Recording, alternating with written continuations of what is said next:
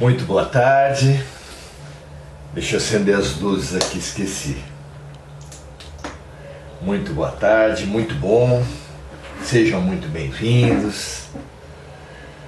Muito legal estar aqui.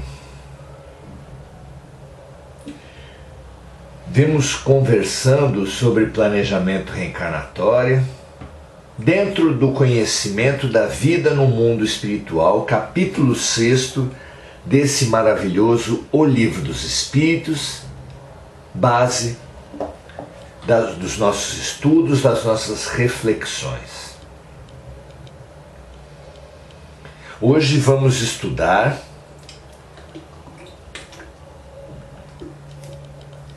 sobre algo que nos parece uma exceção. Então vamos à regra primeiro. Cada um reencarna no meio que lhe é mais similar. Semelhante atrai semelhante, e a nossa tendência é de encarnarmos no meio, na família, no país, na cultura, no momento em que estão aflorados os temas mais necessários para nós nos vermos, e, portanto, esse espelhamento é frequentemente fundamental no nosso processo evolutivo.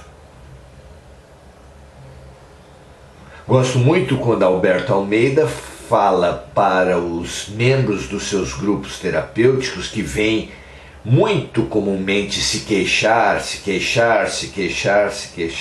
ele diz esperar um pouco esse fogo consumir, mas depois ele olha para a pessoa e fala: doeu? É teu. Num lindo espelhamento, num lindo constatar do espelhamento, numa linda devolutiva que traz para a pessoa essa similaridade do meio em que vive. Como alguém que, apresentando para um estranho os cômodos da sua casa, queixa-se de um quadro, depois vai para outro cômodo, queixa-se de outro quadro, e depois para outro e queixa-se de outro quadro, apresentando e parecendo-lhe que todos os quadros são muito feios, até que o visitante não aguenta mais aquela situação e revela ao dono da casa: não se tratam de quadros, são espelhos. Nós, que nos queixamos de tudo e de todos, precisamos demais saber que quase sempre reencarnamos num meio muito similar a nós mesmos, de forma que o outro é espelho para o eu. O outro é um chamamento, é um convite à reflexão sobre nós mesmos. Conhecendo os outros é que conhecemos a nós mesmos. Daí a imaturidade, daí a inutilidade da queixa. Mas hoje, essa é a regra. Mas hoje vamos trabalhar a exceção. Qual é a exceção? Em que situações ocorre de nós buscarmos um meio mais elevado do que nós mesmos ou mais atrasado? Por que isso? Vamos lá. Questão número 272 de O Livro dos Espíritos. Kardec pergunta assim: espíritos que procedem de mundos inferiores à Terra ou de um povo muito atrasado como os canibais, por exemplo, poderiam nascer entre os nossos povos civilizados? E a resposta é sim. Sempre existe aqueles que se desorientam ao querer subir muito mais alto do que podem. Nesse caso, eles ficam deslocados no meio onde nascem, porque possuem costumes e instintos que não se combinam com a condição dos demais homens que ali se encontram naturalmente.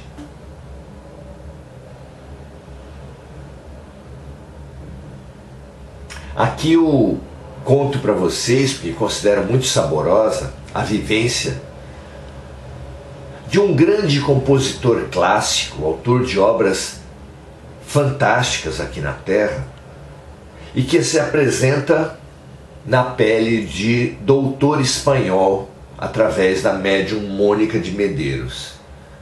E conta ele que foi convidado, em certo momento, a fazer uma visita em Júpiter, que segundo ele é uma comunidade, é uma humanidade muito mais avançada, numa das luas de Júpiter, muito mais avançada do que a Terra. E ali ele foi assistir um concerto de música. E ali ele viu uma música absolutamente bela, elevada, terapêutica, maravilhosa. E ao assistir aquela apresentação, algo emergiu de dentro dele como uma revolta, como uma inveja. Como eu não fui capaz de compor uma música assim?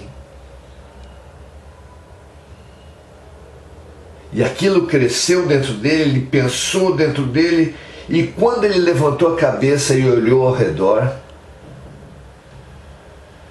ele era motivo de observação das inúmeras pessoas à sua volta. Aqueles pensamentos de revolta, de inveja, ensombreceram a sua alma, baixaram a sua vibração, e as pessoas olhavam para ele com pena, com compaixão. E ele ficou tão envergonhado que, assim que pôde, voltou para a terra. É um exemplo pitoresco de um espírito que para nós é elevado e que numa humanidade mais elevada do que ele mesmo, portanto muitíssimo mais elevada do que nós, como ele se sentiu, que experiência ele teve, como ele se colocou. Isso ajuda a nós a entendermos a função das próprias provas nessa transição planetária, porque a nossa visão distorcida sobre as provas no próprio ambiente escolar são que elas concedem prêmios aos mais aptos e punições aos menos aptos. Mas essa não é a verdade, esse não é o objetivo das provas numa escola bem construída e, portanto, não é o objetivo das provas no projeto pedagógico de Deus. Já numa boa escola da Terra, a prova serve para situar cada aluno num ambiente mais adequado ao seu desenvolvimento. A prova afere o estágio de evolução de cada um e coloca cada um no melhor ambiente para a sua evolução, para o seu processo educativo. Porque é tão descaridoso colocar alguém que já aprendeu num ambiente atrasado, é desestimulante, descaridoso, quase sempre inútil, quanto o inverso. Colocar alguém que não foi capaz de aprender conteúdos básicos, viver num lugar onde lhe serão exigidos conteúdos avançados, de forma que ele será o mais atrasado da classe. Em geral, isso também será um desastre, um atraso. Então, essas histórias são ótimas para entendermos o nosso tema. Por que alguém pode excepcionalmente, é a exceção e não a regra, encarnar num ambiente avançado ou num ambiente atrasado? Vamos pensar. Questão número 272. Espíritos que procedem de mundos inferiores à Terra ou de um povo muito atrasado, como os canibais, por exemplo, poderiam nascer entre os nossos povos civilizados? Sim, sempre existem aqueles que se desorientam ao querer subir muito mais alto do que podem. Nesse caso, eles ficam deslocados no meio onde nascem porque possuem costumes e instintos que não se combinam com a condição dos demais homens que ali se encontram naturalmente. Então, como já falamos em outros momentos, ninguém fica só no planejamento da sua própria reencarnação. Recebe orientação, ajuda,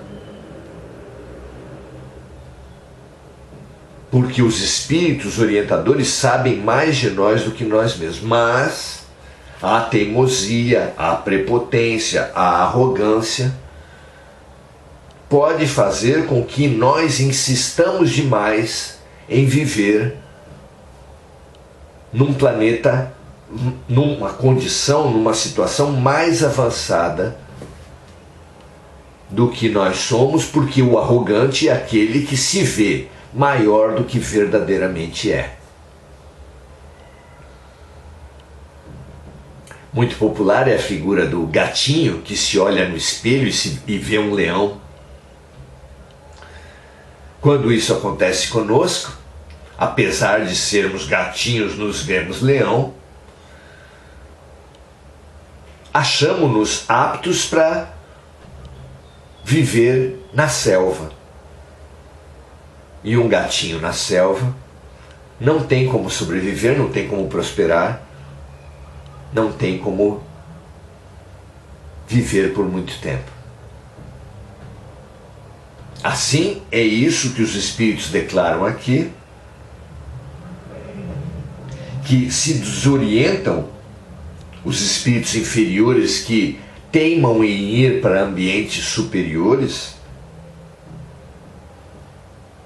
porque possuem costumes e instintos que não se combinam com a condição dos demais homens que ali se encontram naturalmente. E por que é permitido? Porque a teimosia é a grande doença que dessa forma está sendo tratada. A arrogância, a pretensão são as grandes doenças com a teimosia que são ali trabalhadas.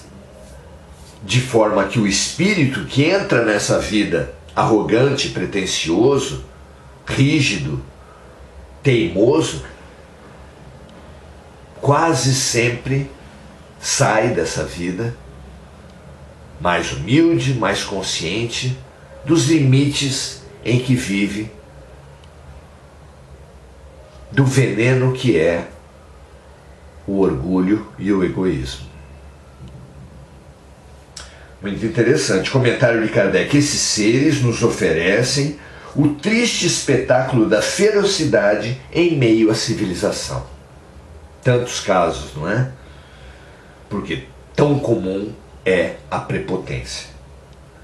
O retorno para junto dos canibais não representará para eles um retrocesso, porque não farão mais do que voltar para o seu lugar e talvez ainda ganhem com isso. Ganhem exatamente o maior conhecimento de si mesmo, a visão mais ajustada do que ele verdadeiramente é, uma contemplação do seu rosto ao invés da máscara com a qual ele se vestia e a qual ele acreditava ser ele mesmo por muito tempo. Autoconhecimento é sempre uma ferramenta fundamental, e a decepção sobre a sua pretensão ajuda demais. Humildade é uma condição do aprendizado, como disse Sócrates, ao dizer só sei que nada sei, como disse Jesus ao proclamar que a primeira bem-aventurança, o primeiro passo de qualquer processo de elevação, de evolução, de aprendizado, é a consciência do seu estado. Bem-aventurados os humildes, os pobres de espírito, porque deles é o reino dos céus. Muito legal isso. Questão número 273. Um homem que pertence a uma raça civilizada poderia, por expiação, reencarnar numa raça selvagem? Poderia, dizem os espíritos, mas isso depende do tipo de expiação. Um senhor que tenha sido cruel com seus escravos poderá, por sua vez, renascer na condição de escravo e sofrer os maus tratos que impôs aos que estavam sob seu comando. Aquele que exerceu o comando pode, em uma nova existência, obedecer aos mesmos que um dia se curvaram ante a sua vontade, ante a sua tirania, diria eu. E continuam os espíritos.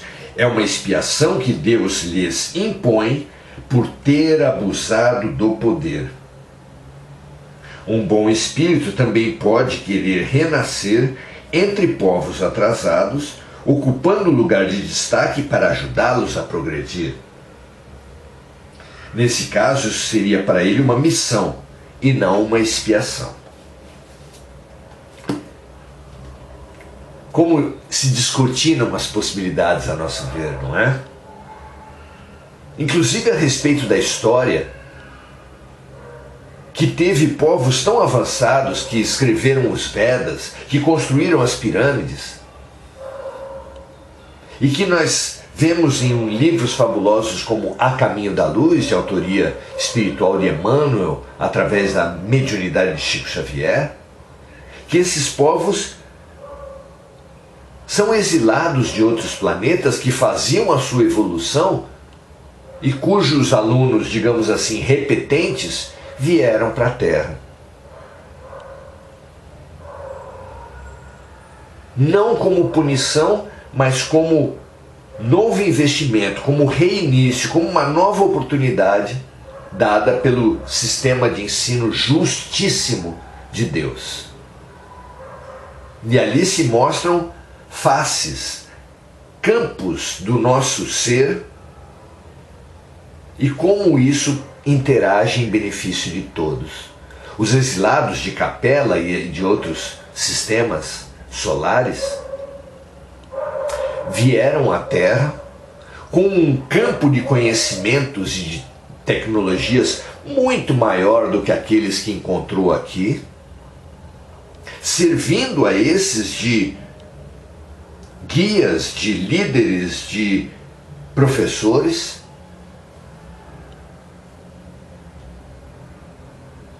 Mas vieram para cá porque moralmente, espiritualmente, eram tão atrasados quanto os moradores aqui.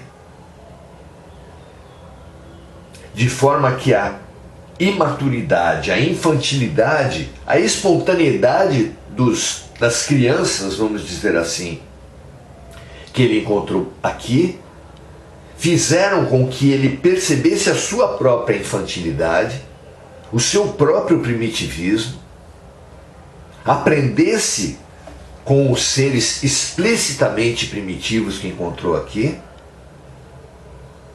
e aqueles que usaram os seus talentos, a sua inteligência, para ensinar, para orientar, para liderar, para ajudar,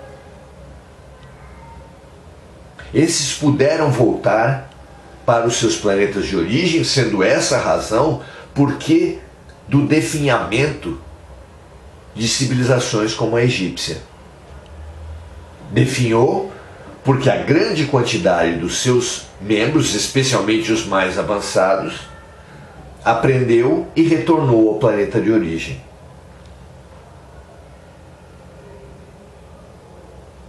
Então aqueles que voltam para cá têm duas situações básicas. Ou eles são mesmo mais inteligentes, ainda que moralmente atrasados, e assim vem para nos ensinar ciência, tecnologia, ou são moralmente atrasados e pretendem, arrogam, são pretensiosos, são arrogantes de uma inteligência que de verdade não possuem.